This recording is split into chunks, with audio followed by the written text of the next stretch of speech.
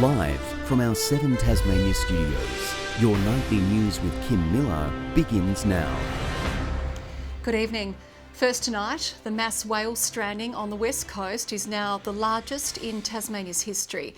In developments today, an extra 200 pilot whales were discovered 7 kilometres from the initial stranding. It brings the total to more than 450 whales stranded. Authorities have confirmed 380 have died, but rescuers have been able to save 50. And as the operation heads into its third day, rescuers are refusing to give up hope for those still alive. A tragic second day in the efforts to free hundreds of whales stranded in Macquarie Harbour. Those unable to be saved left scattered down the coastline. The grim discovery of a further 200 whales stranded kilometres away made earlier this morning. This is definitely the biggest in Tasmania, and we believe it's the biggest recorded in terms of numbers in Australia. 380 whales now confirmed dead, with those found this morning among them. Rescuers say they might not have been able to help them even if they had have been discovered earlier. We probably still would have focused our efforts on the ones at Fraser Flats because they're clearly the group that had the best chance of success with rescue. Efforts continuing throughout the day with 50 whales now freed.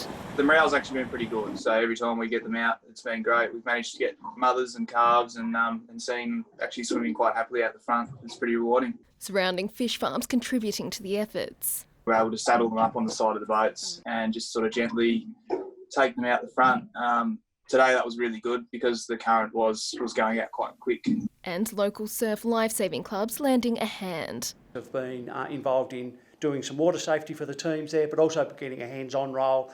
And then this afternoon they've been herding and towing the whales out to sea and trying to get them out into deeper water. With 30 of the stranded whales still alive, rescue efforts will continue well into tomorrow. But attention is now beginning to shift to what to do with the hundreds of carcasses still stuck in the harbour. We'll be looking to firm up a plan, if not by the end of tonight, then certainly by late tomorrow morning. Rescuers say they will continue the fight to save the remaining whales as long as there is hope. Meg Sides, 7 Tasmania News. Rumours rural fire brigades could be forced to close have been hosed down by the Premier, but his answer was seemingly at odds with the Emergency Management Minister, who was grilled on the issue in Parliament. Lighting a fire with a single question. Can you provide assurances that there will be no closure or forced amalgamation of volunteer fire brigades across the state? Mark Shelton's reply was clear. An independent review into the fire service is still underway. And I'm not going to speculate, Madam Speaker, on what will be in the Mike Blake review. But less than an hour later, a press release from his office ruled out closures, leaving the Premier to extinguish the issue. There will be no forced closures of rural fire brigades. It didn't stop a barrage of attacks from Labor and the Greens. This showed an inconsistency and almost an incompetence from the Minister for Police, Fire and Emergency Management. It's really concerning that we've got a minister who's not on top of the bushfire portfolio and has to be corrected by department. Volunteer groups say some brigades have closed on their own terms. But a lot of the brigades that are closing probably have one call out or 2 call outs a year.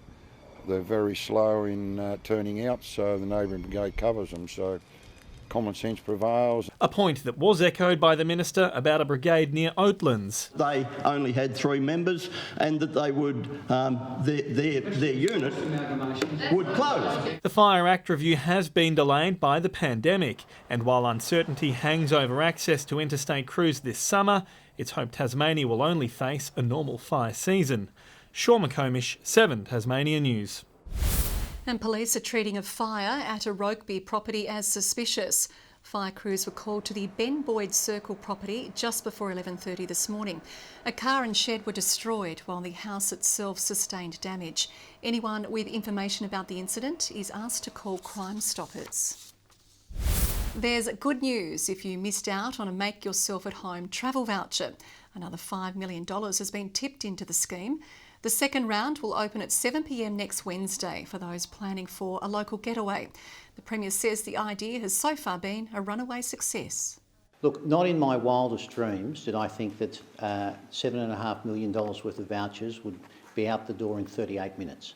It's a very positive move, and hopefully it will help us rebuild our businesses around the state.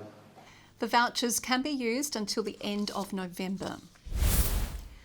Burnie City Council has defended its controversial decision to appoint Simon Overland as General Manager. Mr Overland was sacked from the previous council he worked for in Victoria and is involved in a high-profile case in Melbourne. A contentious meeting has seen councillors vote 8-1 in favour of Simon Overland as Burnie City Council's new General Manager.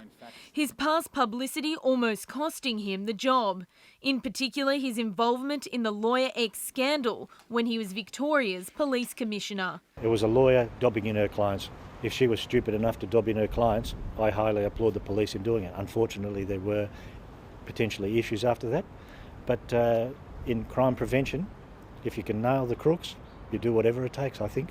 A prominent Tasmanian lawyer saying the council has prematurely given him the position.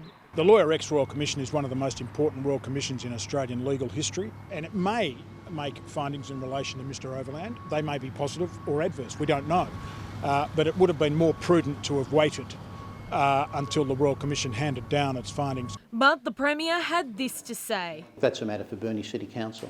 We don't hire general managers. I worked closely with Simon Overland when he was the Secretary of Justice. He's a very competent administrator. Late last year, Mr Overland was sacked as Chief Executive on Whittlesea Council, on Melbourne's outskirts, along with councillors. The council has since gone into administration. Mr Overland will begin at Burnie City Council in November. Elizabeth O'Neill, 7 Tasmania News. Tasmania's business lobby is calling for payroll tax to be scrapped and for the state to open up a border bubble. The Chamber of Commerce and Industry has listed both plans on its path for COVID recovery. Look, we believe that our borders should be reopened in a bubble way with states that are safe, states like South Australia, Western Australia, Northern Territory and even Queensland.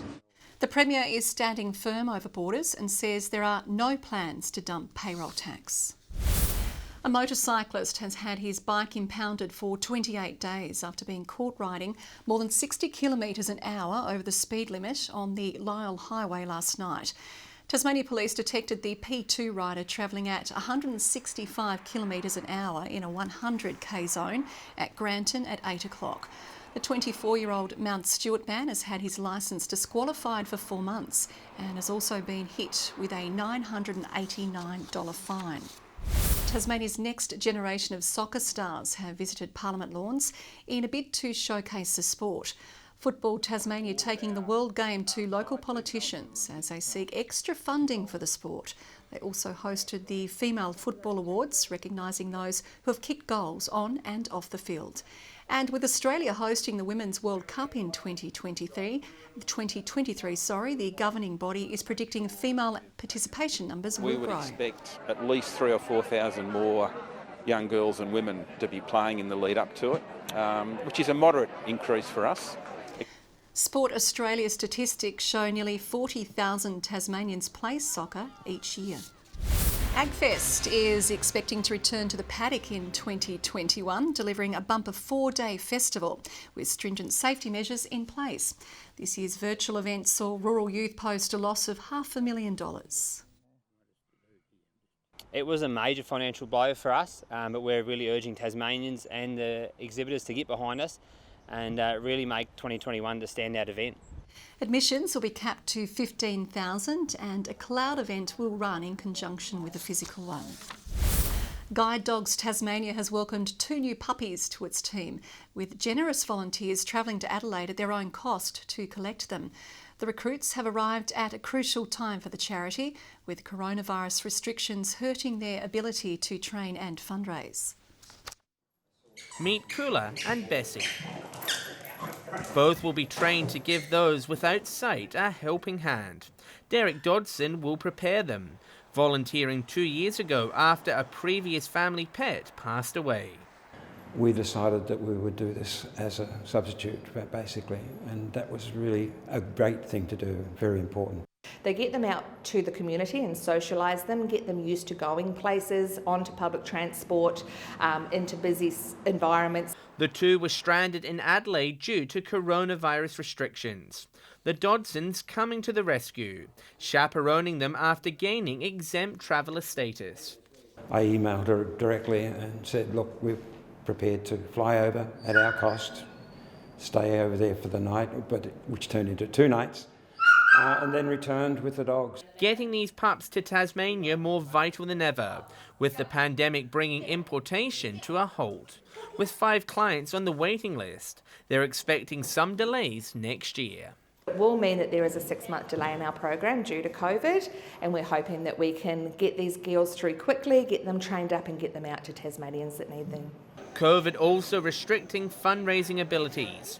However, they're confident of being back out on the street later this year. We have our street appeal. We're going to do Hobart and Launceston and hope everyone can support us with that as well. John Hunt, 7 Tasmania News.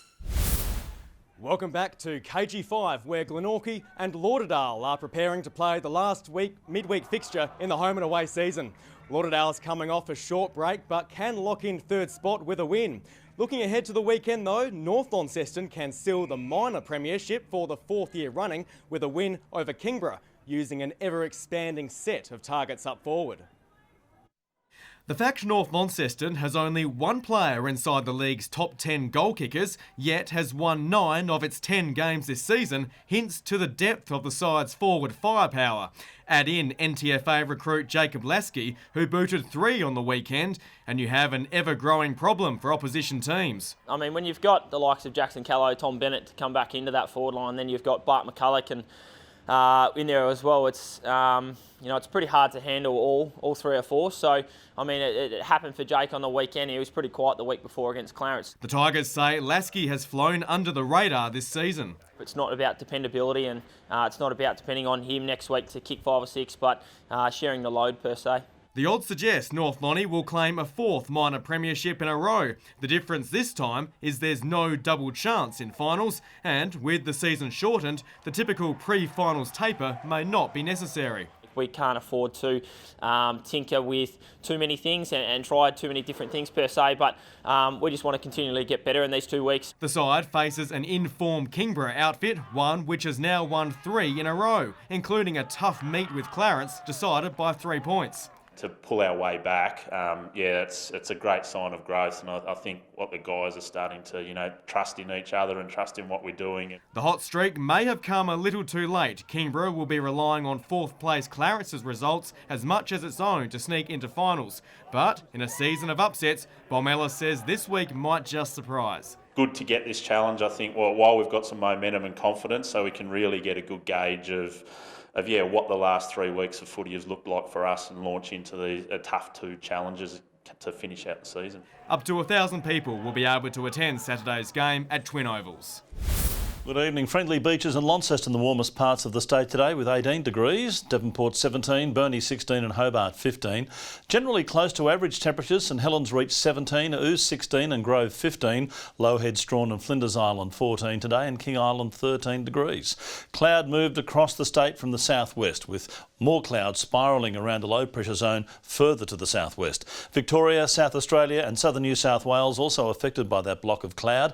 A band of cloud with embedded thunderstorms is further north. Tomorrow, a weak ridge of high pressure moves over the state, followed by a cold front and a broad area of low pressure in the evening. A trough sits along the west coast of the country. Southwesterly winds at first, reaching 30 knots early over the east. Winds tending west-northwesterly in the north during the afternoon. Lighter winds over the lakes. Strong wind warning has been issued in the east from St Helens Point to Tasman Island.